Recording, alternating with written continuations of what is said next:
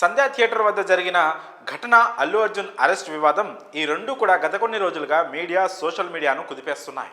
ఘటనలో బాధిత కుటుంబానికి అల్లు అర్జున్తో పాటు చిత్ర యూనిట్ కూడా అండగా ఉంటామని హామీ ఇచ్చారు.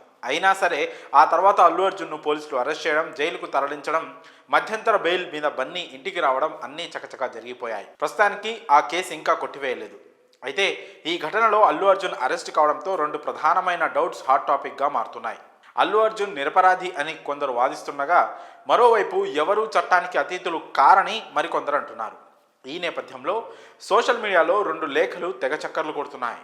అందులో ఒకటి సంధ్యా థియేటర్ మేనేజ్మెంట్ పోలీసు బందోబస్తు ఏర్పాటు చేయాలని కోరుతూ రాసిన లేఖ, మరొకటి పోలీసుల నుంచి వచ్చినట్లు చెప్పబడుతున్న ఆ అభ్యంతరాలను తిరస్కరించిన లేఖ.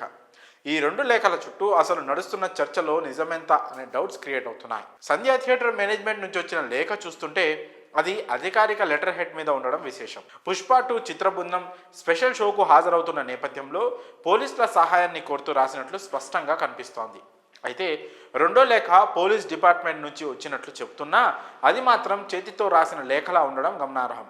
రెండో లేఖ అధికారిక లెటర్ హెడ్ పై రాలేదు. పైగా పేజీని బాగా పరిశీలిస్తే అది స్టేపుల్స్ కు సంబంధించిన కాగితంపై రాసినట్లు కనిపిస్తోంది. దీన్ని బట్టి సోషల్ మీడియాలో ఈ లెటర్ నిజమా కాదా అనే కన్ఫ్యూజన్ క్రియేట్ అవుతోంది. అందులో హీరో హీరోయిన్ ప్రొడక్షన్ యూనిట్ 4/12/2024 థియేటర్కు రాకూడదు అని స్పష్టంగా రాసి ఉంది. కానీ అది అసలు అధికారిక లేఖ కాదని, ఏదో ఎడిట్ చేసిన లేఖ అయి ఉండొచ్చని కొందరు అభిప్రాయపడుతున్నారు.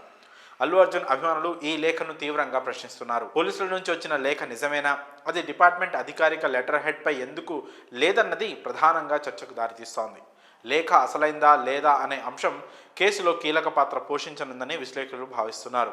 ఇక అల్లు అర్జున్కు జనవరి 12వ తేదీ వరకు మధ్యంతర బెయిల్ ఇచ్చిన విషయం తెలిసిందే. కానీ ఈ రెండు లేఖలు ఇప్పుడు సామాజిక మాధ్యమాల్లో వైరల్ అవుతుండడంతో కేసు మరింత కీలకంగా మారింది. దీంతో ఇప్పుడు ఈ కేసుపై మరిన్ని సందేహాలు మొదలయ్యాయి. దీనికి సంబంధించి మరిన్ని విషయాలు తెలియాల్సి ఉంది. మరి ఈ విషయంపై మీ అభిప్రాయాలను కామెంట్స్ రూపంలో తెలియజేయండి.